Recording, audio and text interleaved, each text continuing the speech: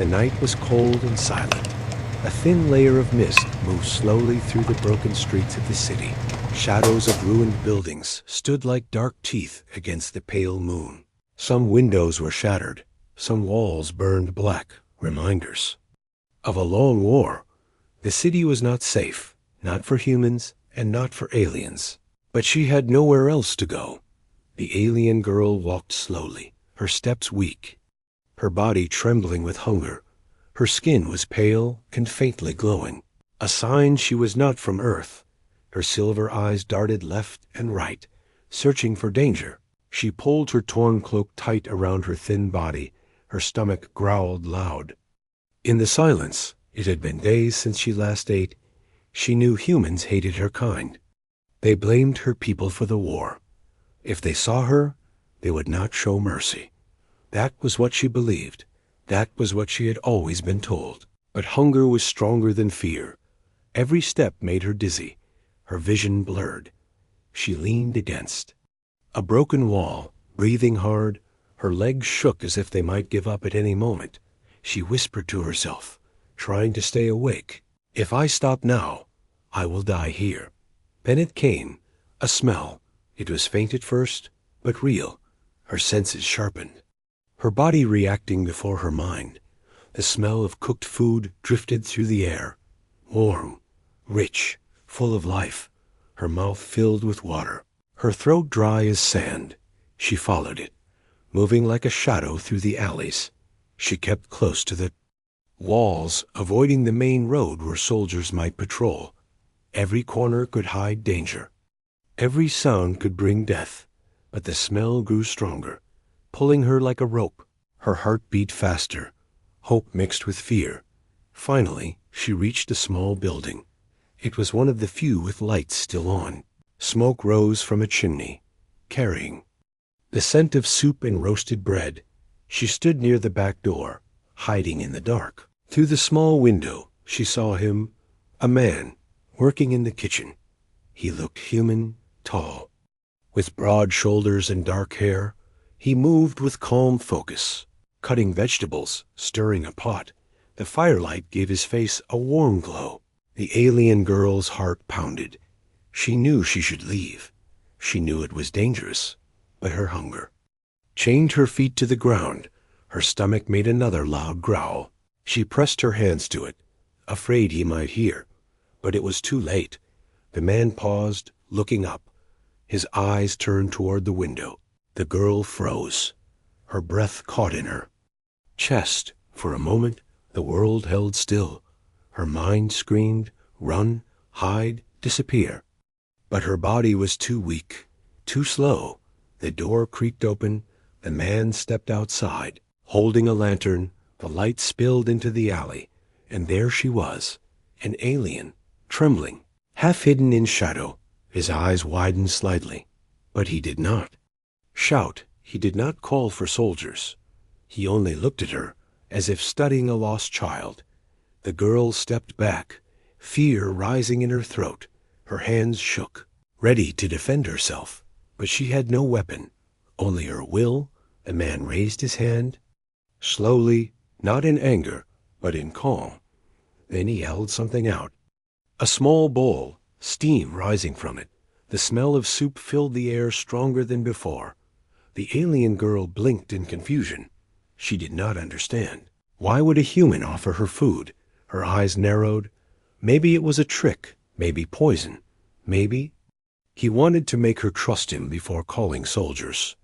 Her heart raced, fighting between suspicion and hunger. The steam touched her face, warm and gentle. The smell stabbed into her starving body like fire. Her hands shook harder. But for a different reason now. The man said nothing. He only placed the bowl carefully on the ground. Then he stepped back, raising both hands, showing he meant no harm. His voice was quiet, calm, almost soft. "You need this more than I do." The alien girl stared at him, her silver eyes glowing faint in the dark. Her chest rose and fell fast. She looked at the bowl, then at him. She could not believe it. All her life she had been told humans would kill her. Yet here was one offering her life. Her body moved before her mind decided. She crouched slowly, reaching out.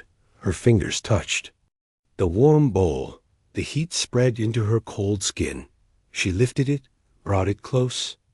The smell filled her nose, almost making her cry. Then, at last, she took a sip. The taste exploded in her mouth. Warm, salty, rich, alive. Her whole body shivered. She closed her eyes, drinking again. Her mind screamed it could be poison, but her body screamed louder. For the first time in days, she felt alive. The man watched her quietly. He made no move to hurt her. No soldiers came. Only the sound of her desperate eating filled the alley. When she looked up again, he was still standing there, calm and silent. The lantern light showed a small smile on his face. In that moment, she realized something maybe not all humans were. Monsters. Maybe her fate was about to change. The alien girl sat in silence, the warm bowl in her hands.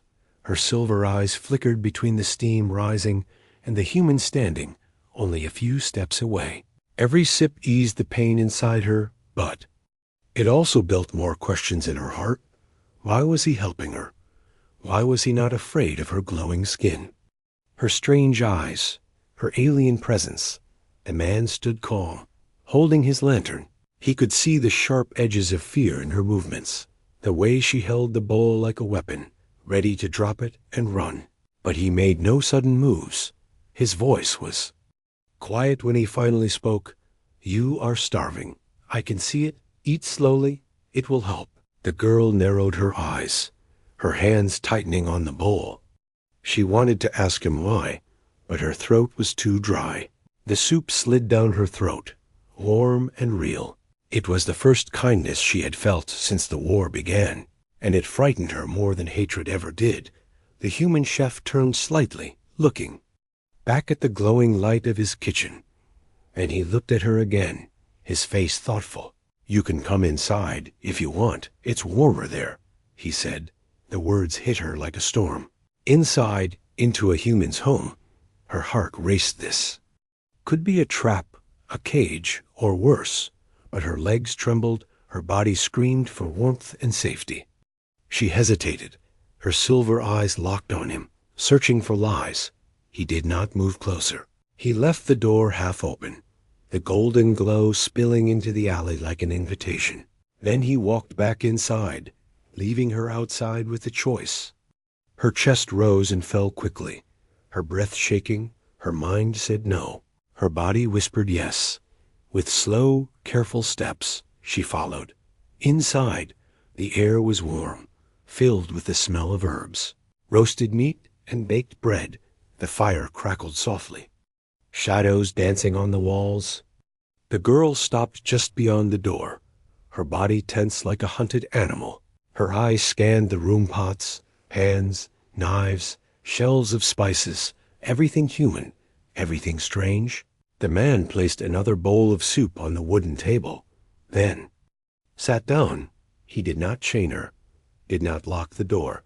Instead, he began eating his own meal, calm, as if sharing food with an alien was normal.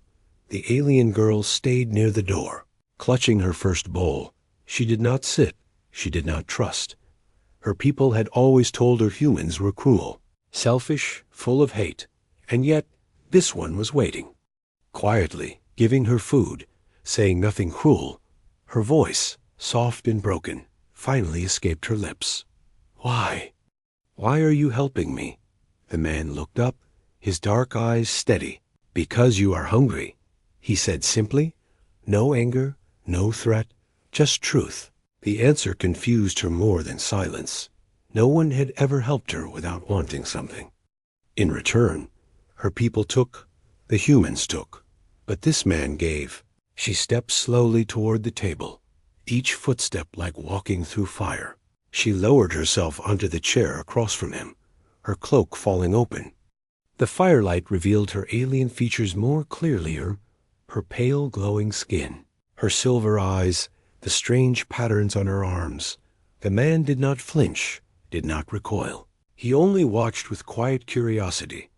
"You're far from home, aren't "You?" he asked. Her breath caught. She looked away, staring at the flames in the fireplace. "My home is gone," she whispered, her voice trembling. "My ship destroyed. My people scattered. I have no one left." The words tasted bitter on her tongue. She had never admitted it aloud, not even to herself. The man lowered his gaze, his hands folding together. "I know what it feels like," he said. Her eyes snapped back to him, sharp with suspicion, but he was not lying. The sadness in his voice was real. "My family," he continued slowly. "They didn't survive the war either." Silence filled the room, heavy and cold despite the fire. For a moment, two enemies sat together, bound not by hatred, but by loss. The alien girl's chest tightened. She wanted to push away the feeling, but she couldn't. For the first time, she saw a human not as a monster, but as someone broken like her. Suddenly, a loud noise shook the street outside. The girl jumped, her chair scraping the floor, her heart racing. The man raised his hand quickly, his voice low, urgent. "Stay." Quiet. Boots struck the ground outside, heavy and sharp. Voices of soldiers echoed through the night. They were close, too close. The girl's blood ran cold, her silver eyes wide with fear. If they found her here, they would kill her.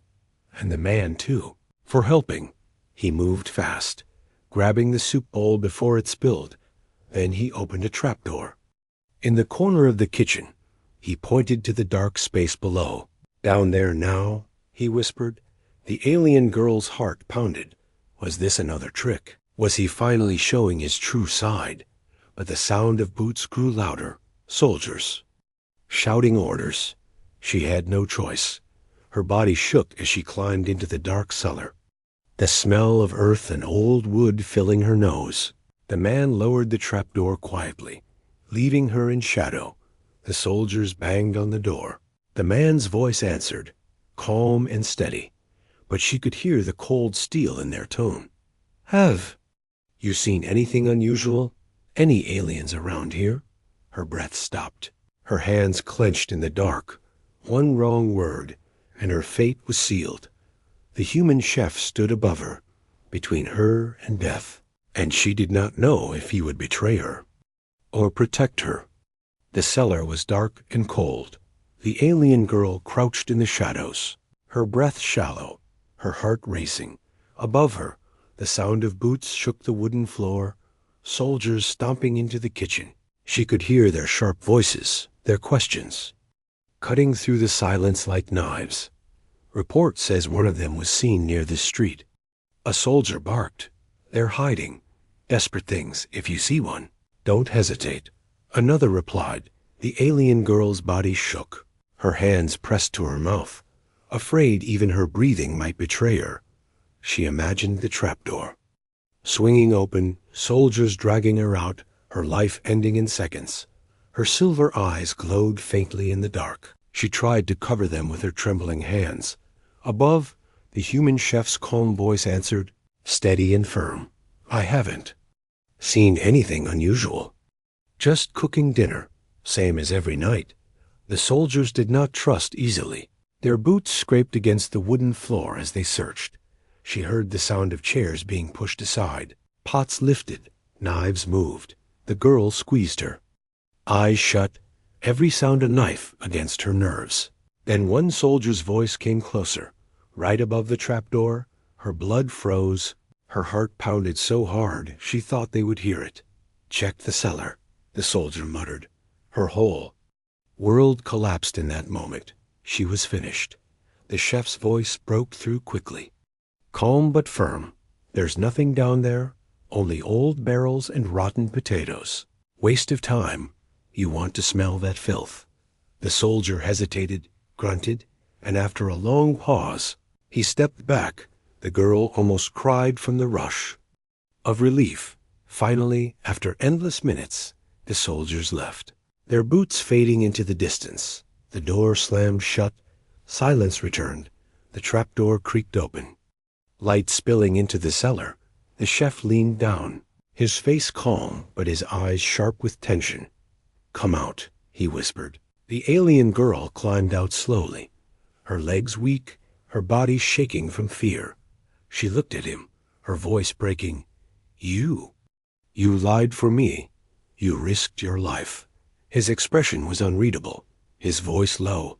Because you needed someone to? She stared at him, her silver eyes wide with disbelief. No human had ever protected her before. No human had ever seen her as more than an enemy. She sat at the table again, her hands trembling as she held the soup bowl. The fire crackled. The kitchen seemed warmer than before. Yet inside she felt cold. The silence between them was heavy. Her thoughts screamed. Why would a human help her? The chef sat across from her, his eyes on the flames, his voice quiet. You asked me why I help you, he said slowly. She nodded, waiting. Because once someone helped me, he continued, his tone distant, heavy with memory. She leaned forward, listening, her fear mixed with curiosity. He spoke again, his voice carrying a quiet ache. During the war, I lost everything: my family, my home, my future. I was left with nothing but this kitchen. And silence. He paused, his hand tightening around the wooden spoon. But one night, a stranger gave me food. A stranger I didn't know. Someone who asked nothing in return. It saved me, not just my body, but my will to keep going. The alien girl's chest tightened.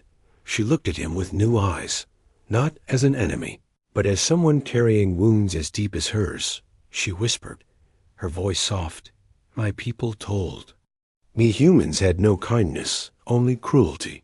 He turned to her, his eyes steady. And my people said the same about yours.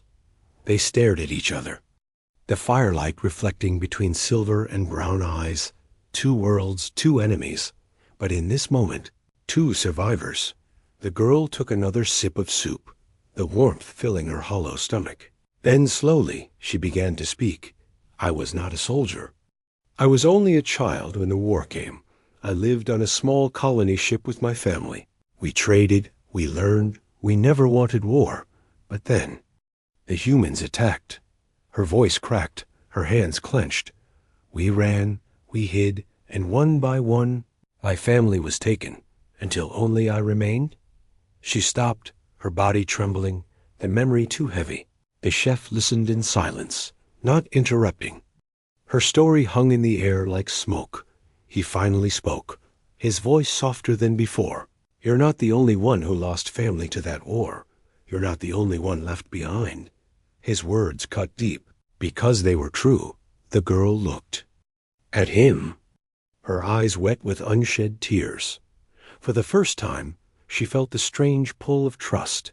It frightened her, but it also gave her strength. And the night outside roared again. The soldiers had not left the city. Their shouts echoed in the distance. Louder, closer, the chef stood, moving quickly to check the door. They won't stop searching tonight, he said grimly. The alien girl's heart pounded. Her secret was no longer safe. Every second she stayed put both their lives in danger. Yet, she could not walk away, not after what he had done.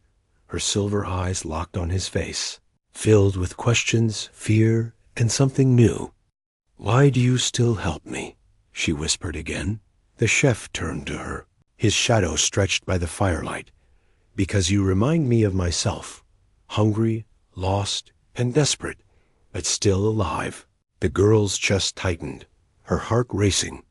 Her fate was no longer only hers, it was now tied to his. And the weight of that truth filled the room with a suspense heavier than silence. Night pressed hard against the windows like a living thing. Wind pushed smoke from the chimney and carried it over the narrow street. The city groaned under curfew.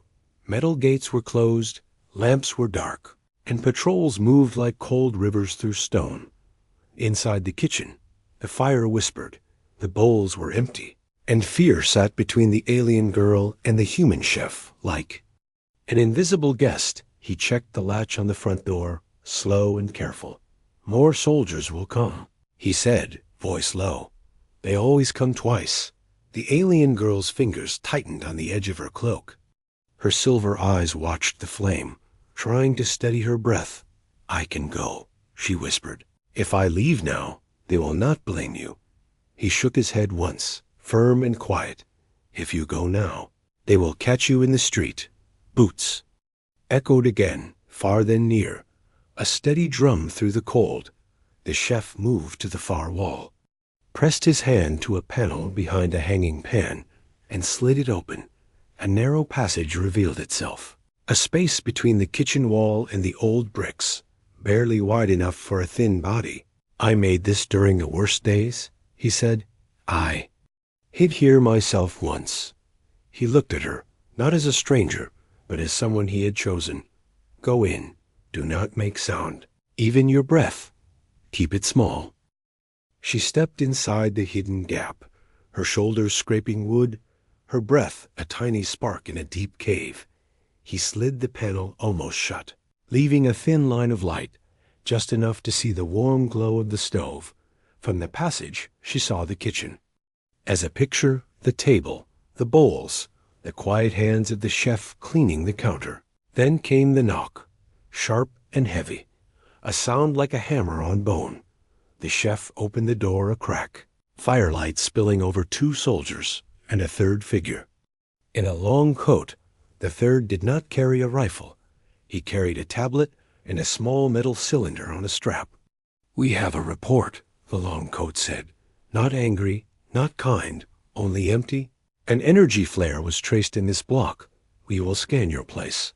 The chef stepped aside without a word, his face calm as stone. The soldiers entered, the metal cylinder hummed. Tiny lights blinked like cold stars. In the wall gap, the alien girl kept her eyes closed. She tried to dim the faint glow of her skin.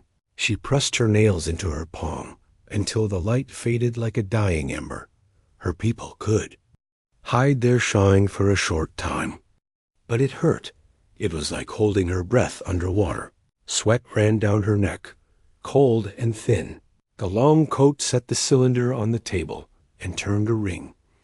A soft pulse spread through the room, a feeling like a low note inside the bones. The chef did not move.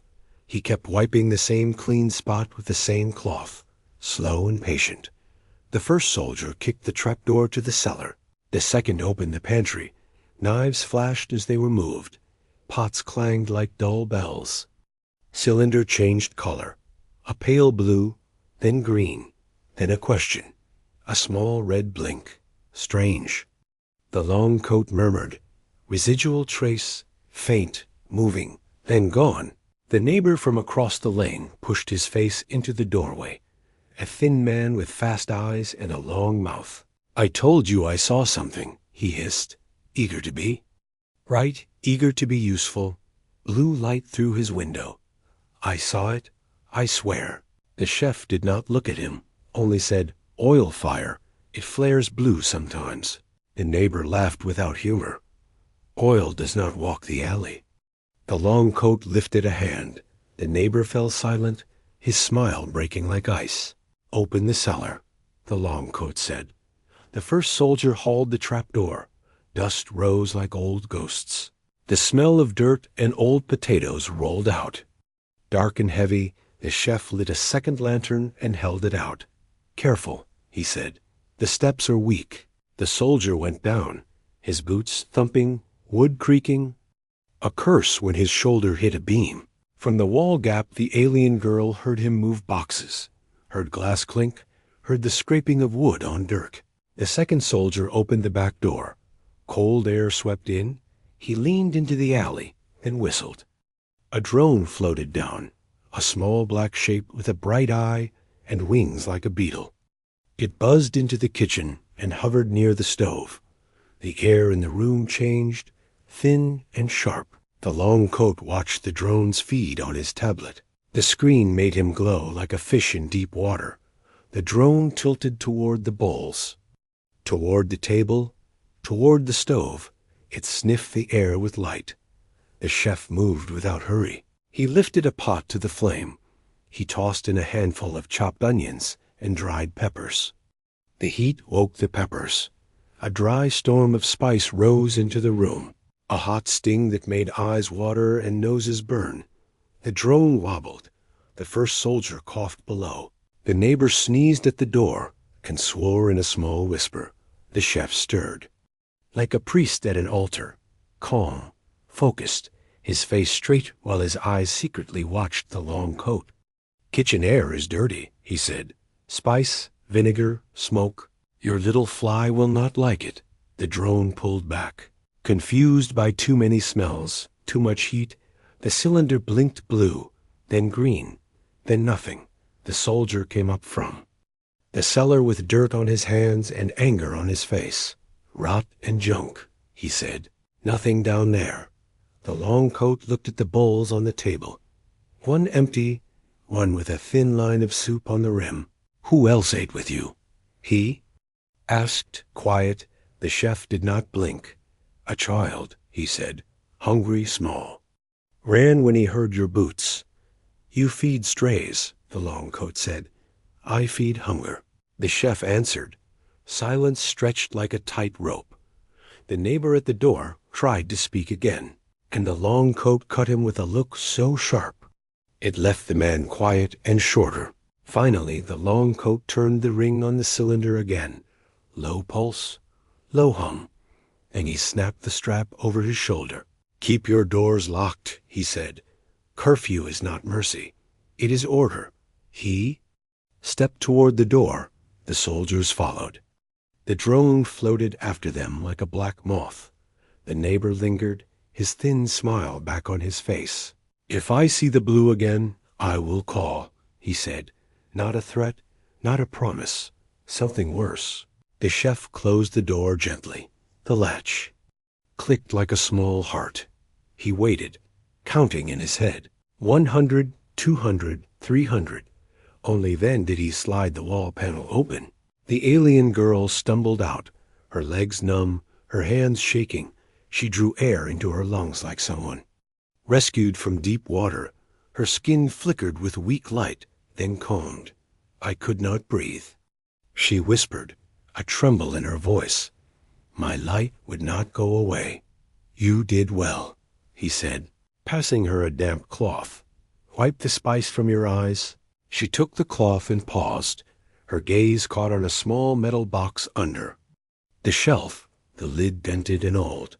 It had been pushed by his foot when he opened the panel, just enough for her to see the edge. Inside, half showing, was a strange coin, not human, stamped with a pattern she knew from childhood, a ration token from her people. Her fingers hovered over it, then pulled back. She did not open the box. She did not ask, but a new thought took root. Maybe the stranger who once fed him was not human. Maybe he had already crossed the forbidden bridge long before tonight. The chef set a kettle on the heat. The room breathed again. "They will return," he said. "Not tonight, maybe, but soon." The long coat saw the bowls. "He does not trust." "Easy," the girl nodded, the fear inside her no longer a single sharp point. Now it was a wide weight that touched everything. "What will we do?" she asked, voice small. "Move before dawn," he said. "There is an old drain behind the bakery. It runs under the street to the river. No one cleans it, no one wants it. That is why it is good." He packed bread into a cloth, a small knife, a folded map drawn by his own hand, lines like veins. He checked the back door and the alley again. Snow had started, light and thin, each flake a spark under the street. Lamp. The city was quieter now, but quiet did not mean safe. It meant listening. It meant waiting teeth. He turned down the fire until it was a red eye. "Rest for a little while," he said. "We will need strong legs." The alien girl sat on the floor near the stove, her back to the warm bricks, her head against her knees. She closed her eyes, but did not sleep. Her ears counted the wind. Her hands held the cloak closed at her throat. In the weak glow, she stared at the photos on the shelf. Faces of strangers who had once been family. A woman with kind eyes, a boy with a wide grin, A small girl holding a wooden spoon like a sword. All gone, all dust, but still here in the room. A soft ping kissed the glass of the window. The chef's head lifted. Another ping. Metal on glass, too light for a stone, too sharp for a branch. He crossed the floor, lifted the edge of the curtain, and froze. A small circle clung to the outside of the window, thin as a coin, shining faint like a drop of moon. A listening bead, a kind that drinks voices and sends them far. The long coat had left a gift. The chef's jaw tightened, not with fear, but with a decision. He laid a pot lid against the window frame to dull the sound, then wrote 2 words on a scrap and slid it to the girl. Whisper only. They spoke with their hands then. Slow, simple signs. He drew the drain on the paper, marked 3 turns. Marked a grate shaped like a broken smile. She nodded. She understood. He pointed to the ceiling. 3 fingers, 3 hours until first light. She rested her head back and counted in her mind. Each count a step away from this room. Time crawled. The kettle sighed. The fire made small, hungry sounds. Snow thickened outside, a white veil over black stone. At last he touched her shoulder and pointed to the door. They moved like shadows, soft and careful. Every board underfoot a possible shout. He opened the back door to the alley. Cold air rushed in and erased the kitchen smell in one breath. They stepped out. He pulled the door tight. The latch kissed wood. The alley was a narrow throat, lined with old crates and icy puddles. Above, the drone lights had gone. The street lamps were tired. The sky looked like wet iron. They kept close to the wall, their footsteps learning the rhythm of silence. At the corner behind the bakery, a metal grate lay half broken, frozen in old mud. He knelt, pushed with his shoulder. It moved with a cry, like a hurt animal. Loud enough to break a heart. They both froze, listening, counting. No boots, no shouts, only the slow breath of the city in snow. He lifted the grate enough for a thin body. Feet first, he signed, one hand drawing downward. She slid into the dark throat of the drain.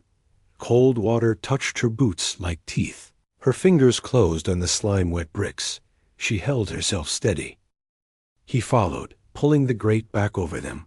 The last slice of night vanished, replaced by damp black and the far sound of the river. The drain was tight, the air thick with old stink. They moved by touch, by memory, by his map in her head. Turn 1, a low arch like a bent neck. Turn 2, a drop where broken stones became a short slide. Turn 3, a wider pipe with a skin of water moving slow as sleep. He counted under his breath. She matched his count, a duet made of numbers, and fear. Then the first sound came, a thin electric buzz, small at first, then louder, like a wasp that had learned to hate. The chef raised a hand in warning. The girl pressed to the brick, her breath small again, her glow held tight inside her skin. A second buzz joined the first, both above them, both searching. The long coat had sent drones back to the block, quiet. Ones that listened more than they looked. Light slid like a blade through a crack in the grate above. A brief white window, then gone, then back. They waited. Waiting became a wait. The light moved away. The buzz faded. He touched her arm and pointed forward. They began again. A final bend opened to a low mouth over the river. Iron bars like broken teeth. One bar missing.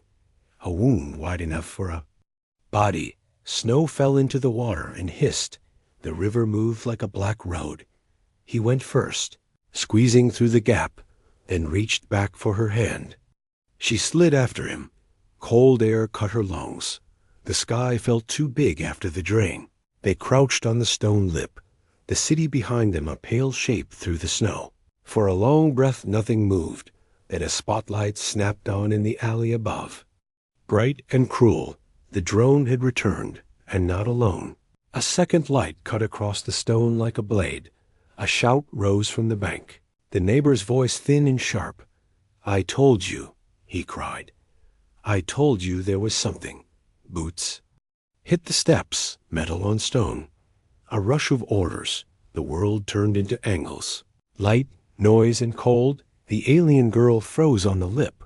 Half in shadow, half in the white glare, her glow waking in fear. The chef stepped between her and the light, grabbing the small pan from his pack. He snapped his wrist and threw the pan into the lamp, not as a weapon, but as a mirror. Snow and steam burst in the beam. The light flared and bent. A white wall turned into broken shards. "Run," he whispered, voice like a thread pulled tight. She looked at him, the river behind her, the soldiers above, the lights screaming, her heart a drum that could not stop. And then the drone dropped. To eye level, its black face inches from hers, its bright eyes staring, recording, deciding. The world paused on a knife. The next breath would cut one way or the other. The drone's bright eyes stared into the alien girl's face. Its hum was sharp, electric, like the sound of a wasp trapped in a jar. She froze, her silver eyes wide, her faint glow spilling into the snow. One screen from the machine, and soldiers would pour down the steps. Her body shook. Her hand reached for the river behind her, ready to dive, ready to vanish into black water. But the chef moved first. With one swift motion, he swung the lantern still in his grip. Glass shattered against stone. Fire spilled into the snow, a bright orange slash that hissed in the cold. The drone swerved, its eye flickering, confused by heat and smoke. In that instant, he grabbed her arm, pulled her close, and together they leapt sideways into the river. The water swallowed them, cold like knives, the sound of shouting and gunfire tearing the night above. The current dragged them under, spinning them like leaves. The girl struggled, her lungs burning, her cloak wrapping around her like chains. The chef's hand stayed locked on hers, steady even as the river tried to tear them apart. She saw his face under the water, eyes hard, jaw clenched, his will pushing through the storm. When her chest felt ready to break, they burst upward, gasping in the icy night air. The city lights burned above them, soldier spotlights sweeping the surface. Searching, hunting, downstream, the chef rasped, his voice raw from cold. They kicked hard, letting the current pull them. The noise of boots fading as distance grew. The girl coughed, her chest heaving, each breath a knife, but also a gift. Beside her, the chef moved strong, his strokes sure, his breath controlled. The river was their shield now. Dark water carrying them away from eyes and guns. After long minutes the lights were gone, the city shrinking behind. They drifted to the shadow of an old stone bridge. The arches broken, but still standing like giants in the night. The chef pulled them to the bank, dragging her onto the mud. They collapsed side by side, coughing, shaking, too cold to speak. For a time the only sound was the river breathing, and their hearts fighting to keep beating. When she finally found her voice, it came as a whisper. "You could have let me go. Saved yourself. Why didn't you?" He turned his head, water dripping from his hair, his face pale in the moonlight. "Because leaving you behind would have made me less human," he said, his words slow, heavy, true. She stared at him, her silver eyes glowing faintly in the dark. Her chest tightened, not with fear this time, but with something new, something she did not know how to name. They crawled under the arch of the bridge, hidden from the open sky. The chef struck a small flint, lighting a weak flame in a tin cup. The fire was small but real, pushing back the edge of the cold. She sat close, her cloak heavy with river water, steam rising from it in the firelight. Her skin shimmered faintly, the glow weaker now. Almost human, she looked at the flames, then at him. "I do not understand you," she whispered. He lifted his hands to the fire, his eyes on the sparks. "You don't have to," he said. "Just know I will not harm you."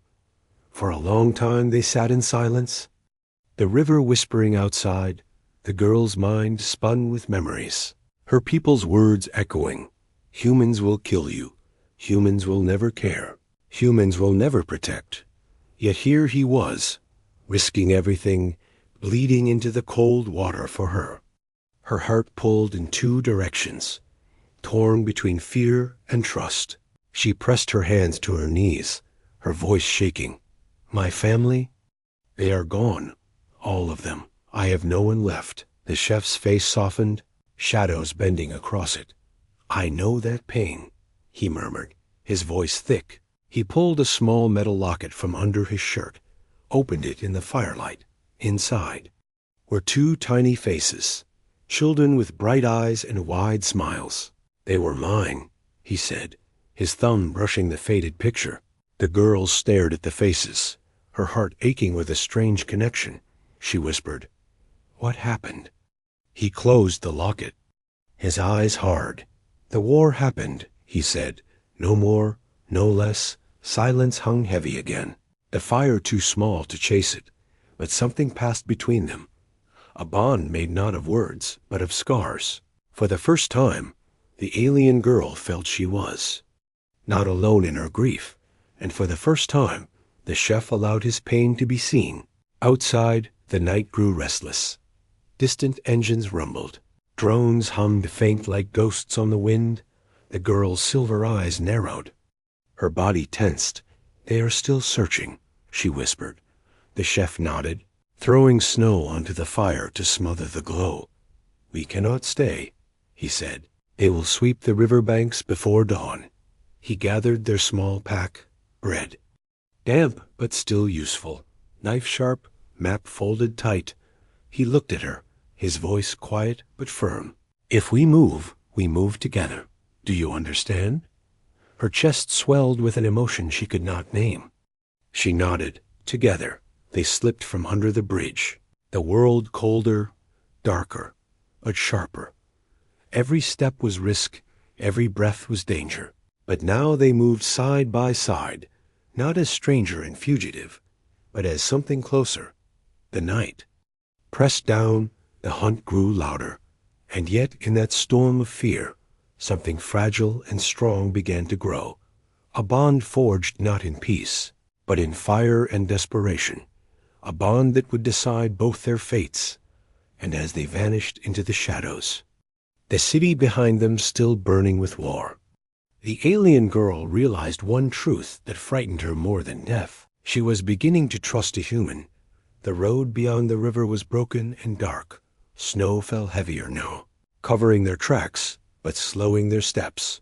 The alien girl's cloak clung wet to her body, her glowing skin hidden under mud and shadow. Beside her, the human chef walked with steady purpose, his eyes sharp, scanning every alley and rooftop.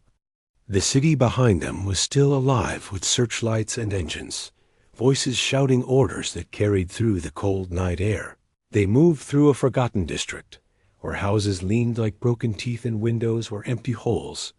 The air smelled of smoke and rust. Every corner whispered danger. Every shadow looked like a soldier waiting to strike. The girl's silver eyes darted everywhere, her breath shaking in the cold.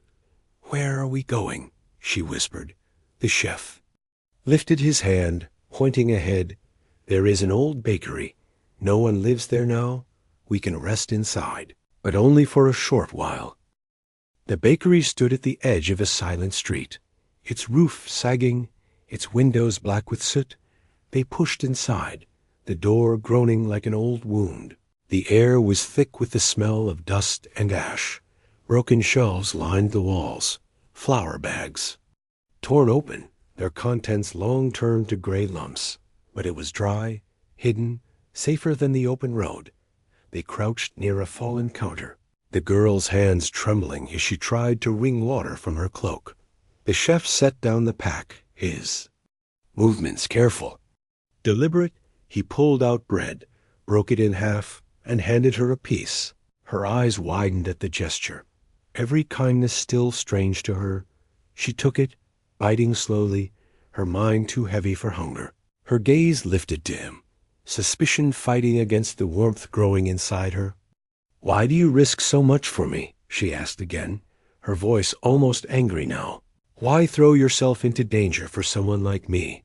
The chef's jaw tightened, his eyes on the fireless dark. "Because no one else would," he answered.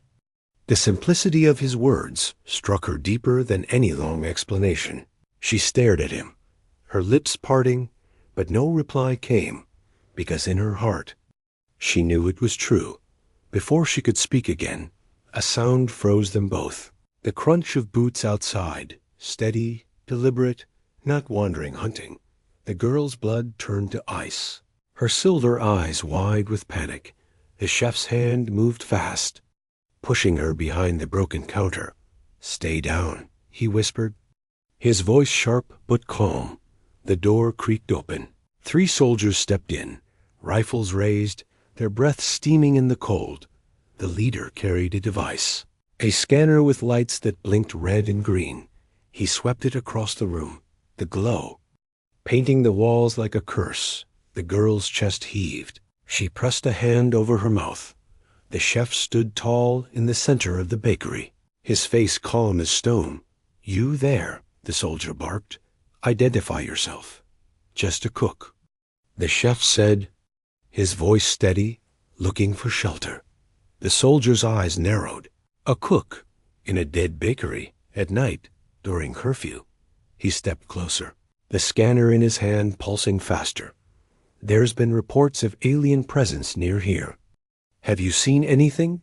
The chef's heart hammered in his chest. His mind raced, 2 paths opening before him, each one leading to a different fate. One choice: he could betray her, hand her over, save himself. The soldiers would thank him, maybe even reward him. He could return to his lonely kitchen, safe but hollow. The other choice: protect her, hide her, risk everything. It would mean death if they searched too deeply. It would mean chains if they caught her in his care. The girl crouched in silence, her eyes on him through a crack in the counter. She saw the soldiers' rifles pointed at his chest. She saw the cold emptiness in their eyes, and she saw the weight on his shoulders. Her throat tightened. She whispered inside her mind, "Let me go, betray me, save yourself." But his voice cut through the silence, firm, unwavering. "I've seen no one," he said. The soldier stepped closer, the scanner beeping louder now. The girl held her breath until her lungs burned. The leader smirked, lifting the scanner higher, pointing it toward the counter. "Strange," he said. "Trace is strong here." In that moment, the chef moved. He stumbled forward, knocking over a shelf, sending old jars crashing to the floor. The noise filled the room. Dust exploded into the air. The scanner flickered, confused by the sudden interference. The soldiers swore, stepping back, raising rifles. The chef raised his hands, showing them empty. "Just junk falling," he said, coughing through the dust. "The building is rotten. You'll get nothing but broken beams in here." The leader stared at him, suspicion sharp in his gaze. But the scanner steadied, its lights turning green again. The soldier grunted, waving his hand. "Waste of time. Move out."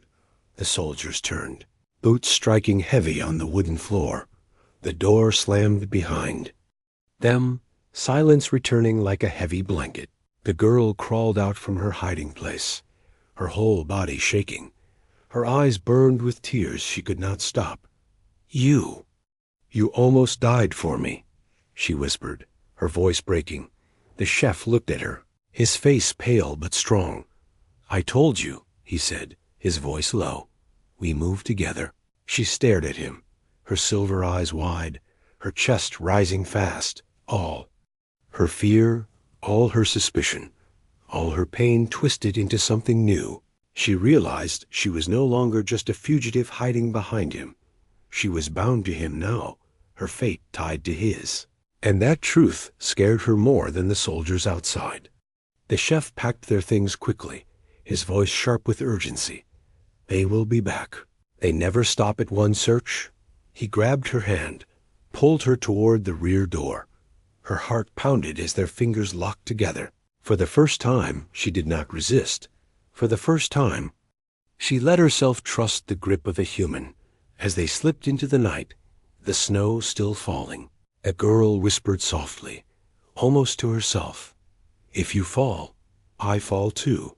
The chef did not answer, but his hand squeezed hers tighter. And in that silence, the dangerous decision was made, not to betray, not to surrender, but to face the storm together. Above the rooftops, unseen by them, a drone's red eye blinked awake. The hunt was not over. It was only beginning. Snow fell harder now, thick flakes swirling in the air like silent ash. The night pressed heavy on the city, the streets glowing. Under searchlights that swept like blades, the alien girl and the human chef moved through the shadows, their footprints swallowed quickly by snow. Behind them, engines roared, voices shouted, drones buzzed like angry wasps above rooftops. Hunt had not ended. It had only grown sharper. They reached the edge of the old district, where the buildings thinned and the ground sloped toward the river plains. Here the world was quieter, but danger was thicker. Watchtowers loomed in the distance, their beams cutting through the white storm. The chef pulled the girl into a collapsed shed, the wooden beams groaning under the weight of years. They crouched together in the dark, their breath clouds mixing in the frozen air. The girl's silver eyes glowed faint through the cracks in her hood. She pressed her hands tight against her chest, her voice trembling. "They will never stop. They will hunt until they find me."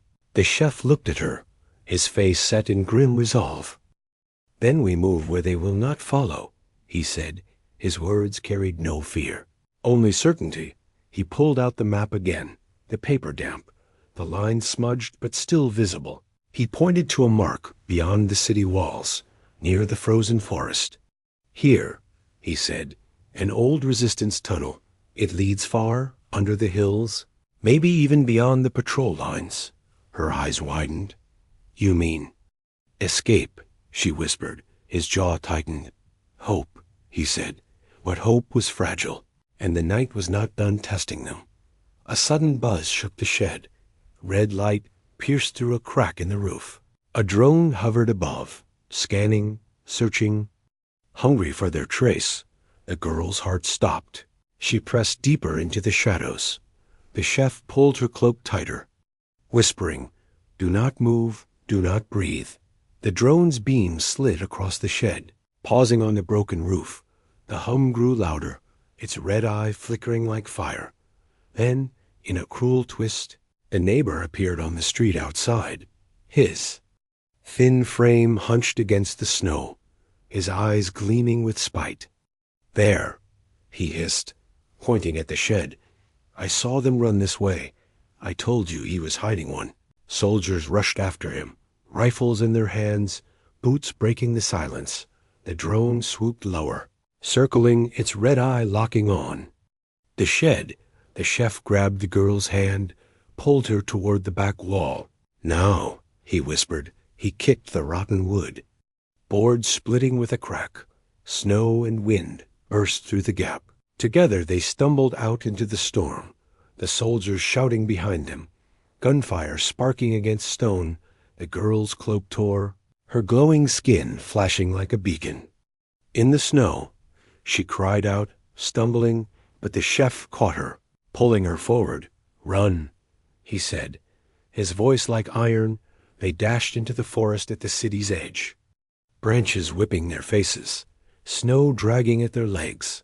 Behind them, the world was fire and steel, spotlights cutting through the trees, dogs barking, soldiers shouting. The girl's breath came in sharp sobs, her chest burning, her legs wanted to give, but the chef pulled her onward, refusing to let her fall.